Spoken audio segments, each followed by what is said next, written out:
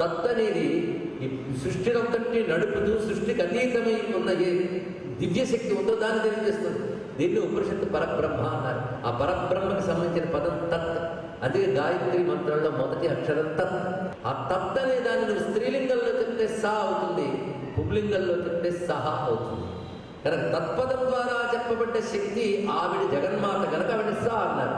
ఆవిడ కథ ఇది అన్నాడు ఇక్కడ. కనుక సా అని స్త్రీలింగ శబ్దమైన ఆమెతో ప్రారంభమైంది. అక్కడే చమత్కారం. మరి సావర్ణి అనే పేరులో ఒక ముక్క చేసి మీరు అలా అన్నారు కదా, మరి ఆమె అని అర్థం ఎలా తీద్దాం మొత్తం పరిశీలిద్దాం. సావర్ణి ఆమెను తెలియజేసే అక్షరము అది తీసుకున్నాడు ఇక్కడ. మంత్రశాస్త్రంలోకి వెళ్ళాలండి. ఇది శాస్త్రంలో మంత్రోద్ధారం అంటారు. అంటే బీజాక్షరాలు మామూలు వాక్యాలు దాచిపెడతారు మహాత్ములు. సిద్ధపురుషుడు బయటకు లాగా అక్కర్లేకుండా అందులో ఉంటుంది. మరి అర్థం ఎందుకు చెప్పుకుంటున్నామంటే ఎంత మహిమాన్వితమైనవా ఈ శ్లోకములను భావం కలిగిన చాలు. అందుకు బయటకు చూస్తుంటే సావర్ణ్య అనబడే 8వ మను గురించి చెప్తూ ఉన్నాను అని సూర్యుని కొడుకు అని కనబడుతుంది. ఇప్పుడు దీనిలో దాగిన మరొక అద్భుతమైన ఆంతర్యం. సా వర్ణి ఆమె, ఆ తల్లికి సంబంధించిన వర్ణము అక్షరం.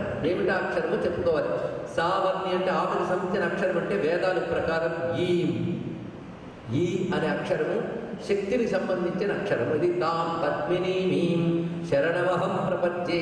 ఈం అనే మాట శక్తి ప్రణవం అని చెప్పబడుతుంది. కనుక సావర్ణి అంటే ఈం. సూర్యతనయ, తనయుడు అంటే వచ్చినవాడు అర్థం. సూర్యుని నుంచి వచ్చినవాడు. సూర్యుని నుంచి వచ్చేది ఏంటంటే వేడి, వెలుగు. ఈ రెండో వస్తాయి. ఇంకేమిటి పురాణం దాకా వద్దు, మనకేమొస్తుందో చెప్పండి. సూర్యుడి నుంచి వచ్చేది ఏమిటి? వేడి, వెలుగు. వేడి వెలుగు ఎవరి లక్షణం? అగ్ని లక్షణం. కానీ సూర్యుడి నుంచి అగ్ని పుడుతుందని అందరికీ తెలుసు కదా. కానీ సూర్యుడు తనయుడు అంటే సూర్యుడి నుంచి ఉత్పన్నమైన అగ్ని. అగ్నికి సంబంధించిన అక్షరం పెట్టి ఉన్నాడు. ఆమెకు సంబంధించిన అక్షరం ఈ, అగ్నికి సంబంధించిన అక్షరం పెట్టాలి. అగ్నికి సంబంధించిన అక్షరం రకారం. జపం చేసే వాళ్ళకి తెలుస్తుంది. రం అగ్ని బీజం, రకారం పెట్టాలి. తర్వాత యో మనుహు కచ్చతే అష్టమః, యహ అష్టమః. యకారం తర్వాత 8వ అక్షరం తీయన్నాడు. యకారం తర్వాత 8వ అక్షరం. యకారం దగ్గర ఇప్పుడు యకారం తెలుసా? యవర్గం. పాపా బాబా బా. తర్వాత యారా లాభ శేష సాహా లక్ష కదా. ఇవి యా నుంచి లెక్క కట్టి చూడండి. యాకు 8వది ఏదో. యోమను కచ్చతే అష్టమః తీసుకుందాం. యా రా లా వా శేష సా హా. 8వ అక్షరం ఏంటి? హకారం. ఇప్పుడు మళ్ళీ మొదటికి రండి. సావర్ణి ఈం, సూర్యతనయ రా, యాకు 8వది హ, ఈం రా హ. 3 అక్షరాలు వచ్చాయి కదా. వామనో గతి అన్నారు ఇక్కడ. అంటే పద్ధతి ప్రకారంగా దాన్ని వెనక్కి నుంచి రావాలి. ఈం రా హ వెనక నుంచి తీసుకుంటే హా రా ఈం వచ్చింది. హరా ఈం కలిపితే హ్రీం అని బీజం ఉత్పన్నమవుతుంది. ఆ హ్రీం బీజ స్వరూపిణి అయిన జగన్మాత ఎవరో ఆవిడ గురించి చెప్పే కథే నీకు ఇప్పుడు విస్తారంగా చెప్పబోతున్నాడు మార్కండేయుడు. లేకపోతే మను గురించి విస్తారంగా చెప్తానన్నాడు కానీ చెప్పినది అమ్మవారి గురించే అంటే ఆయన అబద్ధమాడి అనమాట. హ్రీం బీజం ఏ భువనేశ్వరీ దేవిని తెలియజేస్తుందో, ఏ భువనేశ్వరి కాళీ లక్ష్మీ సరస్వతి లలిత ఇత్యాది రూపాలతో ఉన్నదో ఆ తల్లి గురించి చెప్తున్నాను. వియదీకార సంయుక్తం వీతి గోత్ర సమన్వితం అర్ధేర్యురసితం దేవ్యా బీజం సర్వార్థ సాధకం అని దేవి అధర్వ శిష్యుడు చెప్తున్న మహామంత్రం. వియత్తి ఈకార సంయుక్తం వీతిహోత్ర సమన్వితం. ఆకాశాన్ని తెలియజేసే అక్షరం హకారం. వీతిహోత్ర అగ్నిని తెలియజేసే శబ్దం రకారం. ఈ రెండిటితో కూడిన శక్తి ఈ, అది సర్వార్థ సాధకం. అన్ని సాధనలు ఇవ్వగలదు. కానీ ఎందుకు చెప్పుకోవడం అంటే ఎంత మహిమ ఉందా దీంట్లో. ఒకవేళ బీజాక్షరం చేయకపోతే శ్లోకం చదువుకున్నా ఆ శక్తి మనకు లభిస్తుంది. ఇలా మొత్తం 700 మంత్రాల్లో 700 బీజాక్షరాలు ఉన్నాయి. నేను ప్రతి శ్లోకంలో బీజాక్షరం చెప్తారనుకున్నారా? సభలో చెప్పం. ఒకటి మాత్రమే రుచి చూపించారంటే. కొంతమంది సప్తశతంతో హోమం చేయడానికి కుదరకపోతే కేవలం బీజాక్షరాలతో హోమం చేస్తారు. 700 బీజాక్షరాలతో. ఇదొక పద్ధతి ఉంది. అదొక సంప్రదాయం, అది ఉన్నది. మొత్తానికి ఇందులో ప్రతి శ్లోకం ప్రతి వాక్యం కూడా బీజాక్షరాలు లోపల దాగి ఉన్నాయి. అందువల్లనే ఇది మహాగ్రంథమైంది. అందువల్లనే ఈ శ్లోకాలతో హవనం చేస్తున్నాం. ఇది గ్రహించాల్సిన ప్రధానమైన అంశం. కనుక అటువంటి బీజాక్షర రూపిణైన అమ్మవారి యొక్క కథని నేను విస్తారంగా చెప్తున్నాను. నువ్వు శ్రద్ధగా వినవయ్యా అని మార్కండేయ మహర్షి తెలియజేస్తూ ప్రారంభించాడు. ఇక్కడ మహామాయానుభావేన యథా మన్వంతరాధిపః సబభూవ మహాభాగ సావర్ణిస్తనయోరవే. మహామాయా అనుభావేన, మహామాయ అంటే జగన్మాత, ఆ జగన్మాత యొక్క అనుభావేన అంటే దయచేత, అనుగ్రహము చేత సావర్ణి సూర్యతనయుడై మనువయ్యాడు. అంటే ఆ తల్లి దయ వల్ల అంత వాడయ్యాడయ్యా. అందుకే ఆ తల్లి యొక్క చరిత్ర చెప్తున్నాను. అయితే వీడు 8వ మనువు కాదు, మన్వంతరానికి అధిపతి. కానీ వీడి కథ జరిగినది మాత్రం స్వారోచిష మన్వంతరంలో జరిగింది. ఇప్పుడు చెప్తున్న కథ, చెప్పబోయే కథ స్వారోచిష మన్వంతరంలో జరిగిన కథ. స్వారోచిషంతరే పూర్వం చైత్రవంశ సముద్భవ అంటే రాబోయే మనువులు కూడా ఇదివరకు మన్వంతరాలు వచ్చి కూర్చున్నారు. వాళ్ళ టర్మ్ వచ్చినప్పుడు వాళ్ళు బయటకు వస్తారు, కానీ సిద్ధంగా ఉన్నారని తెలుసుకోవాలి. అది సావర్ణి కూడా స్వారోచిష మన్వంతరంలో ఉత్పన్నమయ్యాడు. ఎలా అయ్యాడని చెప్తున్నారు. అది స్వారోచిష మన్వంతరం. అప్పుడు చైత్రవంశంలో పుట్టినటువంటి సురథుడు అని ఒక రాజు ఉండేవాడు. చాలా అద్భుతమైనటువంటి ఇతివృత్తం అండి. ఈ సురథుడు అనే రాజు కథ ఇక్కడ నుంచి ప్రారంభమవుతుంది. అమ్మవారి కథ మొదలట్లేదు, సురథుడు అనే రాజు కథ మొదలుపెట్టారు ఇక్కడ. ఆ సురథుడు అనే రాజు విశాలమైన భూమండలాన్ని పాలన చేసేవాడు. ప్రజలని ఔరసపుత్రుల వలె చూసేవాడు. అలాంటిది ఒకానొక సమయంలో కోలా విధ్వంసులు అనబడేటువంటి ఒకానొక తెగవారు దాడి చేసి శత్రుత్వంతో యుద్ధానికి దిగారు. ఆ యుద్ధంలో ఓడిపోయాడయ్యా. ఎవడు? సురథుడు. న్యూనైరపి సతేర్యుద్ధే కోలా విధ్వంసభిర్జిత. నిజానికి ఆ కోలా విధ్వంసులైన తెగవారు అంత బలవంతులేం కాదు, పోల్చితే సురథుడి కంటే తక్కువ వారే. కానీ వాళ్ళ చేతిలో ఓడిపోయాడు. ఇది తెలుసుకోవాల్సిన గొప్ప మాట అండి. అయితే గెలుపు ఓటములు మన నిర్వాకాలు కాదు, ఇది తెలుసుకోవాలి. నువ్వు గొప్ప బలవంతుడివి, నాకు అన్ని అనుకుంటూ ఉంటావు. నీ అదృష్టం అప్పుడు అనుకూలించింది, అది తెలుసుకో. నీ అదృష్టం ప్రతికూలిస్తే అదే బలం నీ దగ్గర ఉన్నప్పటికీ కూడా నువ్వు ఓడిపోతావు. కానీ ఇప్పుడు ఏదో ఆయనకి చెడ్డకాలం దాపురించింది. ఎవరికి? సురథుడికి. అది పురాణ కథలు జాగ్రత్తగా వింటూ ఉంటే మనుషులు డిప్రెషన్లు పోతాయండి. ఎందుకంటే రోజులన్నీ ఒకేలా ఉండవు. పెద్ద వాళ్ళు కూడా చెడ్డ రోజులు వచ్చాయి కనుక మనం చెడ్డ రోజుల్లో ఢీలా పడిపోకూడదు, ధైర్యంగా ఉండాలని నేర్చుకోవాలి. ఇంటికి పురాణాలు ఎందుకు శ్రద్ధగా వింటూ ఉంటే మానసిక రోగాలు పోతూ ఉంటాయి. ఈ మహానుభావుడు న్యూనైరపి సతైర్యుద్ధే అని చెప్పడంలో వాళ్ళు తక్కువ వాళ్ళు అయినప్పటికీ, బలహీనులు అయినప్పటికీ వాళ్ళ చేతులు ఓడిపోయాడు. కాలం కలిసి రాలేదు. అంతేకాదు, ఒక్క దురదృష్టం మొదలవగానే పుంఖానుపుంఖాలుగా దురదృష్టాలు వస్తూ ఉంటాయి. అదేమిటి ఆశ్చర్యం ఉంది. ఇక్కడ రామాయణంలో కూడా సీత మీ మాట అంటుంది, ఒక సుఖం వస్తే వరుసగా సుఖాలు వస్తాయి, ఒక దుఃఖం వస్తే వరుసగా దుఃఖాలు వస్తుంటాయి. ఎందుకంటే ఈ సుఖ దుఃఖాలు ఇప్పటివి కావు, ఒకప్పుడు చేసుకున్న వాటి ఫలితాలు వస్తుంటాయి. కాలం కలిసి రాని ఒక పీరియడ్, ఆ దశలో వస్తుంటాయి. చిత్రం ఏంటంటే వాళ్ళు ఇతని రాజ్యాన్నంతటిని లాగేసుకుని ఇతని విస్తారమైన రాజ్యభాగాలు తీసుకుని ఇతన్ని మాత్రం తన దేశంలో ఆయన రాజుగా పెట్టారు. అంటే సామంతుడిగా ఉంచారు. ఇదివరట్లా ఛత్రాధిపత్యం లేదు, అధికారం లేదు, సామంతుడిలా పెట్టారు. పెట్టి తమ వాళ్ళని అతని కింద పెట్టారు మొత్తం. దానికి తోడు ఇదివరకు వీడి దగ్గర మంత్రులుగా, సామంతులుగా, సేనాధ్యక్షులుగా ఎవరైతే ఉన్నారో వారందరూ ఇప్పుడు ఇక్కడ సామంతుడే కానీ ప్రధానమైన రాజు కాదు కదా అని ఆ కోలా విధ్వంసుల పక్షాన వాళ్ళందరూ ఉంటూ ఈ రాజు నిర్లక్ష్యం చేయడం మొదలుపెట్టారు. వెంటనే పేరుకు రాజే కానీ కోశాగారము, సైన్యము ఈ రెండూ కూడాను ఆయన చేతిలో లేకుండా పోయి ఇంకేముందండి, పేరు కుర్చీలో కూర్చున్నాడు కానీ కోశం మీద అధికారం లేదు, సైన్యం మీద అధికారం లేదు. ఈ రెండేగా రాజుకు ప్రధానమైనవి. ఆ రెండు కూడా వీరి చేతుల్లో లేవు. కోశో బలం చాపభృతం తత్రాపిస్సపురేతత. తన పట్టణంలో తను కూర్చున్నాడు కానీ ఈ రెండు లాగేశారు. చిత్రం ఏంటంటే నిన్న మొన్నటి వరకు తనవారు అనుకున్నటువంటి వారు అందరూ కూడా శత్రుపక్షం చేయకపోయారు. అందుకే పురాణాలు యుగానుమాన నిలిచిపోయే. ఎందుకంటే మానవుడి కథ, మనసు కథ, మనిషి కథ, మన కథ, అందువల్ల నిలబడిపోయింది. చూస్తున్నాడు, అధికారంలో ఉన్నప్పుడు అనుకుంటూ ఉంటాం నా అంతటి వాళ్ళు లేడని. ఇవాళ చుట్టూ చేరి భజన చేస్తున్నారు, తలుపు తీసేటప్పుడు 10 మంది కనబడుతున్నారు. రేపు అధికారం జారిపోని ఒక్కడు ముందుకురాడు. ఇది స్వానుభవంతో తెలుస్తుంది. ఒక విధంగా భగవంతుడు జ్ఞానం కలగడం కోసం ఇలాంటి పెడుతూ ఉంటాడు. కానీ ఎవరికైనా కష్టం కలిగింది, ఐశ్వర్యం పోయింది, అధికారం పోయిందంటే జ్ఞానం కలగడానికి అవకాశం ఇచ్చారని అర్థం చేసుకోవాలి. మొత్తానికి మహానుభావుడికి చూస్తూ ఉండగా తన చుట్టూనే ఉంటున్నారు, తనతోనే తిరుగుతున్నారు, కానీ తనకి విపరీతంగా వాళ్ళు ఉన్నారు, తన అధీనంలో లేని విషయం తెలిసిపోయింది. దీనితో ఒక మానసిక క్షోభకు గురయ్యాడు. ఇక్కడ ఉండే కంటే ఎక్కడైనా పారిపోతే బాగుంటుంది అనిపించింది. ఒకరోజు నేను కాస్త అలాగ వేట వినోదానికి బయలుదేరుతానని చెప్పి తతో మృగయావ్యాజేన వృద్ధస్వామ్యస్య భూపతి ఏకాకి హయమారుహ్య జగామగహనంబనం. మొత్తం సంపదలు అధికారం కోల్పోయినటువంటి ఆ మహానుభావుడు వేట మిషతో ఒక్కడే గుర్రాలకి దట్టమైన అరణ్యంలోకి ప్రవేశించాడు. అడవిలోకి ప్రవేశించాడు. ఏదో కొంతమంది అనుకుంటుంటారు ఇటు నుంచి ఎక్కడికి వెళ్ళిపోతే మనశ్శాంతిగా ఉంటుంది. ఏం ఉండదండి. మనస్సు ఉన్నంతకాలం మనశ్శాంతి ఉంటుంది. అది ఉన్నంతకాలం శాంతి ఉంటుంది. ఏం చేస్తాం? ఇంటి నుంచి పారిపోయాడు. ఇంటి నుంచి పారిపోయాడు కానీ ఇల్లు మనస్సు నుంచి పారిపోలేదు. వచ్చింది అది బాధ. మనసులో ఇల్లు పెట్టుకున్నాక మనం ఎక్కడున్నా ఒకటే. అడవికి వెళ్ళినా ఇల్లు గురించి ఆలోచిస్తే ఏముందండి? ఇక్కడ అడవిలోకి వెళ్ళాడు, శాంతి లేదు. అనుకున్నాడు ముందు అడవిలోకి పారిపోతే చెట్టు నీడనో చెరువు గట్టునో లేదా ఒక నదీ తీరానో కూర్చుని హాయిగా ధ్యానం చేసుకోవచ్చు. ఏం ధ్యానం చేస్తాం? మళ్ళీ ఆ ఇల్లు, ఆ ఇంట్లో మనుషులు, ఇంట్లో పిల్లలు, కుక్కలు, ఇవే ధ్యానం. ఇంకేం ధ్యానం అక్కడ? ఈ అడవికి తిరుగుతున్నాడు, ఏమి తోచట్లేదు. అవే గుర్తుకొస్తున్నాయి. ఎలా ఉండేవాడిని, ఎలా అయిపోయాను, బతికి చెడ్డవాడిని, చితికిపోయాను. అసలు ఎంత కాలం వైపరీత్యం కాకపోతే, ఈ మనుషుల వైపరీత్యం కాకపోతే నా కళ్ళ ముందే ఒకప్పుడు వందిమాగులు జేజేరు పలికిన వాళ్ళు నాకు చెప్పడం మానేశా. నా వాళ్ళనుకున్న కొడుకులు, మంత్రులు, సేనాధ్యక్షులు వీళ్ళందరూ కోశాన్ని, సైన్యాన్ని హస్తగతం చేసుకున్నారు. వాళ్ళకి అనుభవం లేదు. ఏమి దుర్వినియోగం చేస్తున్నారో ఏమిటో.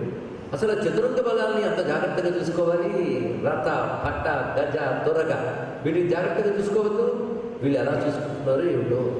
అసలు నేను ప్రత్యేకించే సైన్యంలో కొన్నింటిని నా కోసం తెలిసి ఎంపిక చేసుకున్నాను. ముఖ్యంగా గజబలంలో మంచి ఏనుగులు కావాలి. వాటికి లక్షణాలు ఉంటాయి. ఆ సులక్షణాలు చూసి తెచ్చుకోవాలి. అలా నేను ఒక మంచి ఏనుగుని తెచ్చి పెట్టుకున్నాను. ఆ ఏనుగు ఎవడి మాట వినదు. నేను వెళ్తేనే తింటుందని. దానికి కబళం ఎలా పెట్టాలో నాకు తెలుసు. నేను చూసుకునేవాడిని. ఇప్పుడు వాళ్ళ హస్తగతం అయిపోయింది. దానికి ఏం పెడుతున్నారు ఏమిటో. అరే రాజ్యం ఏమిటి కాకుండా పోయాక ఏడుకి ఏం పెడితే ఏమిటండి? మొత్తానికి ఆయనకు తెలుస్తోంది తప్పు. ఈ ఆలోచన కాదు. నేను వచ్చింది దేనికి? శాంతిగా ఇక్కడ ఉందామని. అది లేదే. అటు తిరుగుతున్నాడు. ఏం చేయాలని? ఈ లోపల ఆయనకు ఒక ఆశ్రమం కనబడింది. ఆశ్చర్యకరమైన చక్కని ఆశ్రమం. ఆశ్రమం చూశాడు. ఈ ఆశ్రమం ఎవరో పెద్దది. తప్పకుండా ఒక గురువు ఉంటాడు ఆశ్రమంలో. ఆ గురువుని ఆధారం చేసుకున్న అనేక మంది అధ్యాపకులు ఉంటారు. ఆశ్రమం అంటే ఇదండి. ఆశ్రమం అంటే ఎవడో అడవులకు మూల కుటీరం కట్టుకుని పొద్దున్నే జపం చేసుకుంటూ కూర్చుంటాడు అనుకుంటాం మనం. అసలు ఆశ్రమం అంటే ఎలా ఉంటుందో మనకు తెలియాలి. ఆశ్రమము అంటే ప్రధానంగా ఒక విద్యావేత్త, తపస్వి అయిన వాడు ఉంటాడు. ఆయన ఆధారం చేసుకున్న అనేక మంది మహర్షులు, వారి కుటుంబాలు అక్కడ కుటీరాలు నిర్మాణం చేసుకుంటాయి. ఆ ఆశ్రమంలో కులపతి ఎవరయ్యా అంటే సుమేధ అనబడేటువంటి ఒక అద్భుతమైన మహర్షి, గొప్ప జ్ఞాని. ఆయన కులపతిగా ఉన్నాడు. ఆయన ఉన్న ఆశ్రమం కనుక ఈయన ఆశ్రమానికి చేరుకున్నాడు. ఆ సుమేధ అనబడే మహర్షి అక్కడ ఉన్నాడని ఇవన్నీ తెలుసుకున్నాడు. ఆయన కూడా చేరేటప్పుడు ఆశ్రమంలో వాళ్ళు ఆయనకు కుటీరం ఇచ్చారు. ఎందుకంటే ఆశ్రమాలు సాధన కోసం వచ్చే వాళ్ళకి, విశ్రాంతికి వచ్చే పెద్దవాళ్ళకి వసతి సదుపాయాలు ఏర్పరుస్తారు. వ్యాపార దృష్టితో కాకుండా వారికి సకాలంలో భోజనము, వాళ్ళ సాధనకు కావాల్సిన అనుకూలమైన పరిస్థితులు ఇవన్నీ ఏర్పాటు చేస్తారు. అలా ఈయన అక్కడ చేరగానే ఈ సుమేధ మహర్షి ఆశ్రమంలో ఈయనకి ఆశ్రయం దొరికింది. అప్పుడు అంత హాయిగా ఉండొచ్చండి. ఆ గురుగారి దగ్గర కూర్చున్న వాళ్ళు మంచి మాటలు వింటూ, జపమో తపమో చేసుకుంటూ, సకాలంలో వాడు పెట్టింది తింటూ హాయిగా ఉండొచ్చుగా. కానీ అక్కడికి వెళ్ళని ఇదే చెప్తాయని. వాళ్ళందరూ పొద్దున్న లేచి యోగాభ్యాసం చేస్తుంటే ఈయన వటం వేసి కూర్చుంటాడు. వాళ్ళు కళ్ళు మూసుకున్నారు కానీ కళ్ళు మూసుకున్నాడు కానీ దృష్టి ఒక్కడు లేదు. చాలా బాధపడుతున్నాడు. ఏమిటి వీళ్ళందరూ ఎంత చక్కగా ధ్యానం చేసుకుంటూ మనశ్శాంతిగా ఉంటే నేను వాళ్ళతోనే ఉన్నాను, వాళ్ళలాగే ఉన్నాను, కానీ వాళ్ళకున్న శాంతి నాకు లేదే. ఎక్కడ తేడా వచ్చింది ఆలోచిస్తున్నాడు. ఇవన్నీ కూడా మన మనస్సుకు పాఠం లాంటివి పరిశీలించాడు. ఇక్కడ ఆలోచన చేస్తూ ఉన్నాడు. ఇలా కొంతకాలం గడిచేటప్పటికల్లా సిగ్గు వేసింది. ఎందుకంటే 10 మంది చెడ్డవాళ్ళ మధ్య మనం ఉన్నాం అనుకోండి, మనకు మనమే మహానుభావులు. కానీ 10 మంది మహాత్ములు, యోగుల మధ్య ఏకాగ్రత లేకుండా, సాధన లేకుండా ఉన్నందుకు సిగ్గుపడుతున్నాడు. ఏమిటి ఇలా ఉన్నా అనుకుని బాధపడుతున్నాడు. కొంతకాలం జరిగేటప్పటికి ఒక కొత్త క్యాండిడేట్ కనబడ్డాడు. కొత్త మనిషి వచ్చాడు. ఆయన వచ్చి వీళ్ళలాగే ఉన్నాడు. ఈయన వెంటనే పోల్చాడు. ఎందుకంటే ఒకే లక్షణం ఉన్నవాళ్ళు, అదే లక్షణం ఉన్నవాళ్ళు పోల్చడం సులభం. అంటే వాడికి కూడా 7 మంది ఏడుపు గుట్టు ముఖము. ఒక ఆయన కనబడ్డాడు. కనబడగానే ఏది కొత్తగా వచ్చినట్టున్నావు అని భోజనాల దగ్గర కలిసి ఇద్దరు పక్కన కూర్చుని ఎవరి నుంచి వచ్చి ఏమిటి వచ్చావు, చూస్తే మొహం చాలా దిగులుగా ఉందంటే నాది సరే తమరికి కూడా అలాగే ఉంది అన్నట్టు. నేనంటూ కొత్తగా వచ్చాను కదా దిగులుతూ ఉన్నాను. మీరు ఎప్పటి నుంచో ఉంటున్నారు కదా అదే ముఖమా అని అడిగట్టు. ఇంకా వాళ్ళిద్దరూ మాట్లాడుకుంటున్నారు. కొత్తగా వచ్చి నువ్వు ఎవడివి, అనంటే వాళ్ళల్లో వాళ్ళు అద్భుతంగా మాట్లాడుతున్నారండి.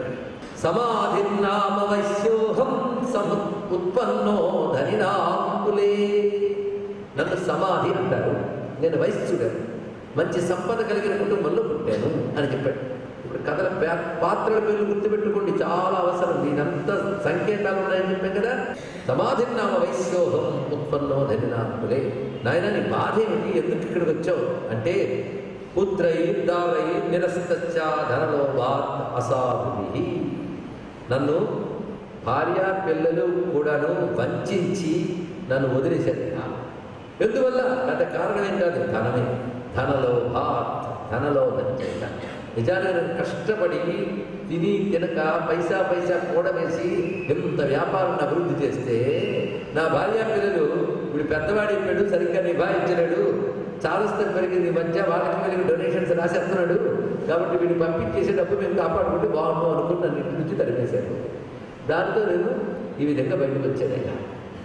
ప్రతి వారి కోసం నేను తపనపడ్డానే, అలాంటిది వారు ఆ విధంగా చేశారు. అక్కడ భార్య కూడా పనే చేసింది. ఆశ్చర్యం, వాళ్ళ పక్షానికి అంతే. పిల్లలు పుట్టే వరకే మొగుడు, పిల్లలు పుట్టిన తర్వాత పిల్లల కోసమే, అప్పుడు మొగుడు కూడా శత్రువు అయిపోతాడు. దేవుడే తెలియదు, ఆశ్చర్యం. ఇప్పుడు ఆ పిల్లల కోసం నన్ను కూడా కాదని పిల్లలకు సహకరించింది, నన్ను వెళ్ళగట్టాడు. లేకపోతే సంపాదించిందంతా వీడికి వాడికి రాసించే పిల్లలకి ఏమి పిలుస్తావు అనుకుందేమో, మొత్తాన్ని పంపించేసింది. వాళ్ళ చేత అలా విడువబడిన నేను వెతుక్కుంటే అరణ్యంలో మహర్శాస్త్రానికి చేరాను. ఇది నా పరిస్థితి. మరి తమరెందుకు ఇలా వచ్చారో చెప్తారా అని అడిగాడు. వెంటనే ఆయన చెప్పాడు, ఇంచుమించు నీది నాది ఒకటేనే, నాకు అంతే. అయితే ఇది వ్యాపారం, అది రాజ్యం, అంతే తేడా. నాది ఇలా శత్రువులకి లొంగిపోయాడు మొత్తం, అలాగే నా వాళ్ళందరూ అటు చేరిపోయారు. నేను వాళ్ళ చేత తరవబడి ఈ విధంగా వచ్చిన వాడిని ఒక విధంగా అని చెప్తూ ఉంటే, పైగా నువ్వు నీ బాధలో పెద్ద చెప్పుకోదగ్గ బాధ కాదు. ఎందుకంటే నీ పిల్లలు భార్య అంతే కదా, నాకైతే రాజ్యం, కౌశాగారం, సైన్యం ఇన్ని పోయాయి. నీదేమున్నది? పుత్రధారాది విద్ధనే నిరస్తో భవాలుద్ధై. లుబ్ధులైన వాళ్ళ చేత నువ్వు గంటి వేయబడ్డావు, అంతే కదా. దేశికి భవత స్నేహమనువర్ణాతి మానసం. అక్కడ స్పష్టంగా తెలుస్తోంది ఏమిటి, నీ భార్య నీ పిల్లలకి నీపై ప్రేమ లేదు, అంతే కదా. పెద్ద విషయం ఉంది. నీపై ప్రేమ లేని వారిని నువ్వు ప్రేమించు, అంతే. అలాంటిది నువ్వు దుఃఖపడ్డ ముందే చూస్తుంటే నాకు పెద్ద అర్థవంతంగా అనిపించట్లేదంటే అదే ఆశ్చర్యం. ఆయన నా దుఃఖం నీకు అర్థవంతంగా అనిపించదు, నీ దుఃఖం నాకు అర్థవంతంగా అనిపించదు. ఏం చేయమంటావు? ఎవడు దుఃఖం వాడు బరువు, అవతల వాడి దుఃఖం ఏముంది ఆఫ్టరాల్ అంటాడు. అది బాధ. పైగా నువ్వు అన్నది ఒక విధంగా నిజమే, నువ్వంటే ప్రేమ లేదు అని వదిలేసిన వాడిని ప్రేమించలేండి అని నాకు అనిపిస్తుంది. నేను ప్రేమించకుండా ఉండలేను. అంటే మన చేతిలో లేనిదేదో ఒకటి మనల్ని ఆవేశించి ఉన్నది. ఎందుకంటే నేను అక్కర్లేదు వాళ్ళ మీద కొట్టేసిన వాడు నాకు అక్కర్లేదు అనుకుంటే పోయింది. సింపుల్. ఏది అనడానికి వినడానికి, కానీ ఆచరించడానికి మాత్రం కష్టంగా ఉంటాయి. ఆశ తెచ్చుకోలేకపోతున్నాను. కానీ పెంచి వాళ్ళని ఇంకా చేసేనే ఆ పిల్లలు పాపం ఏదో ధనం మీద లోభంతో నన్ను పంపించేశారు, కానీ అసలు వాడు జాగ్రత్తగా నిభాయించుకోగలరా? నేను తినక ఇంత చేశాను ఆస్తిని, వాళ్ళు తొందరపాటుతో ఇదంతా ఖర్చు చేసి ఆరగట్టుగా హరించేస్తారేమో. పాపం పిచ్చేది ముసలిది, పిల్లలు ప్రేమగా చూస్తున్నాడు అనుకుంటుంది. నన్ను పంపించేశారు, కానీ గిన్నెలు తోవడానికో మన వంతు చూసుకోవడానికో పనికొస్తుంది నుంచేనే తెలియదు. కొన్నాళ్ళకి దానికి కూడా పనికిరాదు అనుకుంటే ఆమెకు కూడా నాగబట్టిన గతి పట్టచ్చు కదా. పాపం పిచ్చి తెలుసుకోలేక పిల్లల మీద మోహంతో ఉండిపోయింది. అసలు కొడుకులు ఉన్నారే, వాడు ధనలోభంతో పంపారు, కానీ ఆ మనవుడు ఉంటాడు. ఆ మనవుడికి నేనంటే ఎంత ప్రేమో. రోజు నేను పొద్దున్న లేచి కూర్చోగానే తాత అని దగ్గరికి వస్తాడు. అప్పుడు నేను సీసాలు వచ్చి తీసేటట్టు చాక్లెట్ చేతిలో పెడితే ఆనందంగా మురిసిపోతాడు. బడవాయి చాక్లెట్ పెడుతున్నామని వస్తున్నాడు, తిరిగి పెట్టి. కానీ ఆ మనవుడు ప్రేమ తలుచుకుని మురిసిపోతున్నాడు. అలాంటి మనవుడు, అలాంటి కొడుకులు కసిరి కొట్టి పెట్టేది, కానీ కోడలే కదా. అలాంటి కోడళ్ళు వీళ్ళందరినీ విడిచిపెట్టి పాపం ఇక్కడ ఉంటున్నానే, వాళ్ళు ఎలా ఉన్నారో. అదిగో మళ్ళీ నువ్వు ఏం చేయమంటావు నాకు తెలుసయ్యా. అది కూడదని తెలుసు, పనికి మారిన మోహం అని తెలుసు, అయినా విడిచిపెట్టలేకపోతున్నావు అంటే నువ్వు చెప్తుంటే నాకు అనిపిస్తుంది, నాకు తెలుస్తుంది ఇది పనికి మారిందని. ఏది నిలవదు అని తెలుసు, ఏది నిలవదని తెలిసినా వాటి కోసమే తాపత్రయం చూసేవా అంటే ఎందువల్ల ఇలా జరుగుతుంది? ఇది ఆలోచించాలి. ఈ ప్రశ్న సమాధిది సురధుడిది కాదు. తరించాలనే కోరిక పుట్టిన ప్రతి జీవుడిది. ఇది ఆలోచించాలి. ఇక్కడ ఈ ప్రశ్న రానంత వరకే మామూలు జీవితం. ఈ ప్రశ్న మొదలు కావాలి. ఈ ప్రశ్న నుంచి గురువుని ఆశ్రయించాలి. గురువు ద్వారా జ్ఞానం పొంది విచారణ చేయాలి. అప్పుడు సమాధానం లభిస్తుంది. ఆ సమాధానమే బ్రహ్మజ్ఞానం. అది లభించే వరకు శాంతి లేదు. అందుకే ఈ గ్రంథం దేనితో మొదలయ్యింది అంటే మోహంలోంచి మొదలై మోక్షాన్ని దాకా సాగిన కథే దేవీ సప్తసతి, దేవీ మహత్వం. మోహంతో మొదలవుతుంది, మోక్షంతో పూర్తవుతుంది. అది ఈ గ్రంథం యొక్క గొప్పతనం. మోహంతో మొదలైంది. మోహం అంటే ఏమిటి అంటే తెలుస్తూనే ఉండేది అర్థరహితమని, కానీ వదులుకోలేకపోతున్నాం. తెలుస్తూనే ఉంది అర్థవంతమైన ఒక మహాసత్యం ఉందని, కానీ పట్టుకోలేకపోతున్నాం. అవునా లేదంటే? ప్రతి వారికి తెలుసు ఈ జన్మ 3 నాళ్ల ముచ్చటని, ఏది మనతో రాదని. నాస్తికంగా ఆలోచించిన ఎవరి కోసం ఏడుస్తున్నామో వాళ్ళు మనకు మిగలరు. అయినా ఈ తాపత్రయం ఏమిటో, ఈ దాహం ఏమిటో, ఈ తపన ఏమిటో, ఏమిటో ఏంటి దాన్ని ఏదో అంటారు. అదేమిటో తెలుసుకునే ప్రయత్నం చేయాలి. దాని నుంచి ఎలా బయటపడాలో చూడాలి. అసలు ఆ మోహం అసలు ఎంతవరకు చూడాలి. ఈ ప్రశ్నలు వేయకుండా, ఆలోచన చేయకుండా చిన్నినా పొట్టకి శ్రీరామరక్షాన్ని బతికేస్తూ ఉన్నంతకాలం సంపాదించి వాళ్ళకి పెట్టి వాళ్ళు ఏ దేశంలోనూ కూర్చుంటే నీకు వచ్చిన పెన్షన్ డబ్బులు లెక్కెట్టుకుంటూ వాళ్ళ కోసం ఏడుస్తూ మిగిలిన శాస్త్ర జీవితం పూర్తి చేసేటటువంటి క్షుద్ర జీవితాలకు అర్థం కాని ఒకనొక జ్ఞానం ఈ గ్రంథంలో పెట్టాడు. ఇక్కడ మొదలవుతుంది విచారణ. ఏమిటి సత్యం, ఏమిటి అసత్యం, ఏది పట్టుకోవాలి? తెలుస్తూనే ఉంది అసత్యం అని వదలలేకపోతున్నాం. దీన్ని మించిన ఒక మహాసత్యం ఉంది, గురువుని ఆశ్రయించి పట్టుకోవాలి. అయినా పట్టుకోలేకపోతున్నాం. సత్యాన్ని పట్టుకోలేకపోతున్నాం, అసత్యాన్ని వదులుకోలేకపోతున్నాం. ఒక్కొక్కప్పుడు అసత్యమే సత్యం అనుకుంటున్నాం, సత్యాన్ని అసత్యం అనుకుంటున్నాం. దీనికే ముద్దు పేర్లు చాలా ఉన్నాయి. ముచ్చటగా 3 ముద్దు పేర్లు చెప్పుకుందాం. ఒకటి అజ్ఞానం, రెండవది అవిద్య, మూడవది మోహం. ఈ 3 ఆక్రమించడం కనుక నువ్వు నేను బాగా ఆలోచిస్తే తెలివైన వాళ్ళమే అని వాళ్ళకి వాళ్ళే అనుకుంటున్నారు. ఏం చేస్తాం? నువ్వు నేను తెలివైన వాళ్ళమే. ఎందుకంటే ఇది తప్పు అని నీకు అనిపిస్తుంది, నాకు అనిపిస్తుంది. చూసావా? కానీ ఎందుకు వదులుకోలేకపోతున్నాం? ఇది ఆలోచించు. మనకు తెలివి ఉండి కూడా మనం ఎందుకు దీని నుంచి బయటపడలేకపోతున్నాం అంటే నువ్వు నేను మీటింగ్లు పెట్టుకుంటే తేరదు. అక్కడ గురువు గారు ఉన్నారు, అన్నింటికి వెళ్తాం. మరి 2 ఏడుపు గుర్తు ముఖములకు సమాధానం లభించదు. అక్కడ ఆనందమదనుడు ఉన్నాడు, ఒక జ్ఞానస్వరూపుడు ఉన్నాడు, ఆయన వద్దకు వెళదాం అని 2 కలిసి ఒక మంచి సమయం చూసుకుని మహానుభావుడైనటువంటి సుమేధ వద్దకు వెళ్ళి ఆశ్రయించి నమస్కారం చేసి